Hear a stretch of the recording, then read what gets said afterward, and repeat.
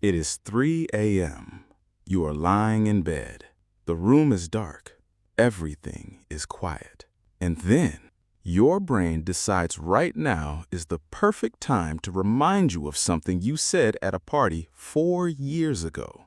Not an important thing. Not something that changed your life. Just a sentence. Maybe a joke that did not land. A word you chose wrong.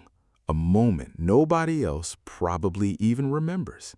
And yet, there it is, playing again in full detail. The exact words, the exact tone of your voice, the exact look on their face. And something in your body responds to it like it is happening right now. Your chest tightens slightly, your face feels warm over something that happened 4 years ago. At 11 p.m., to people you may never see again. Why does your brain do this? Why, out of everything it could show you, does it choose this? The answer is not what you would expect. And once you understand it, you will never look at 3 a.m. the same way again. Here is what most people assume.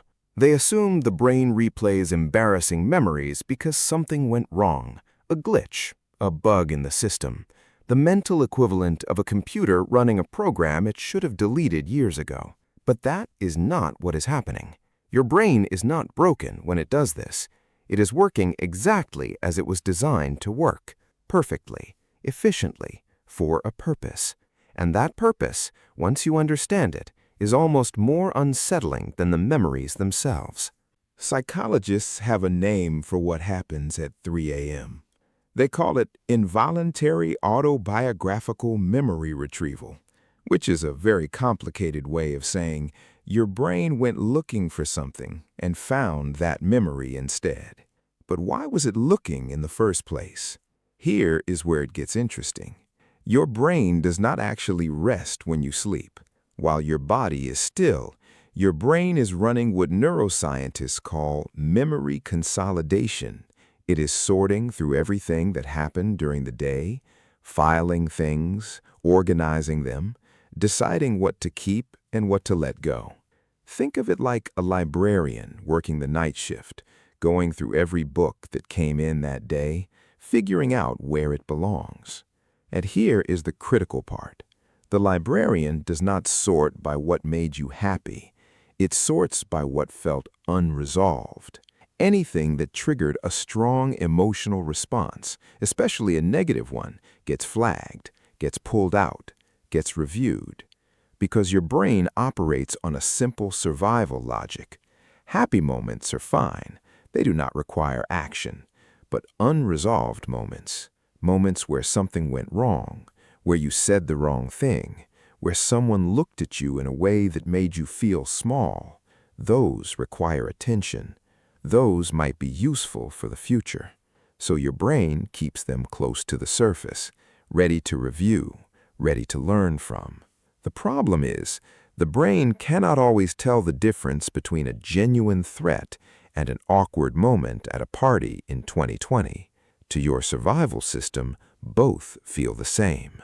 To understand why, you have to go back much further than 4 years ago. You have to go back about 200,000 years. Your ancestors lived in a world where social rejection was not just embarrassing, it was lethal. If you said the wrong thing to the wrong person, if you violated a social rule, if you made yourself look weak or incompetent or dangerous, you could be cast out. And being cast out from your group in 200,000 BC did not mean you had an uncomfortable few weeks. It meant you were alone in an environment designed to kill you. No shelter, no food source, no protection. Social rejection was a survival threat, and so your brain developed a system to prevent it from happening again. Every time you had a moment where social connection felt at risk, your brain would flag it, store it, and review it later when the immediate danger had passed. Not to punish you, to teach you. The review process was the lesson. The discomfort was the signal to pay attention. The replay was your brain running simulations, figuring out what you should have said instead. It was a survival mechanism, a very effective one. The problem, and you probably already see the problem, is that the mechanism never updated. Your brain is still running 200,000-year-old threat detection software on a world where the stakes are completely different. You are not going to be cast out of your tribe because a joke did not land at a party in 2020. But your brain does not know that. To the system that runs these night reviews, it still feels like a threat worth examining, worth replaying, worth fixing, even at 3 a.m., even 4 years later, even when the party was attended by people you will never see again. Here is what this means for you. Every embarrassing memory your brain replays at night, every cringe moment, every wrong word, every awkward silence, is your brain trying to protect you. Clumsily, painfully, often completely unnecessarily, but with genuine intent. And there is something else happening at 3 a.m. that makes all of this worse. During the day, your brain is busy. There's noise, there are tasks, there are conversations and decisions and distractions that keep the volume of everything else low. But at night, when the noise stops, when there's nothing to distract the system, the reviews get louder. The memories that were quietly flagged during the day suddenly have the full processing power of your brain available to them, and they use it. This is why 3 a.m. is the specific hour these memories tend to surface. It is not random. It is the exact moment when your brain has the most resources available and the fewest distractions to compete with. You have not suddenly become more pathetic at 3 a.m. You have just become more available. Here's where it gets more complicated. Not all embarrassing memory replay is the same. Neuroscientists draw a distinction between two types. The first type they call adaptive replay. This is the healthy version.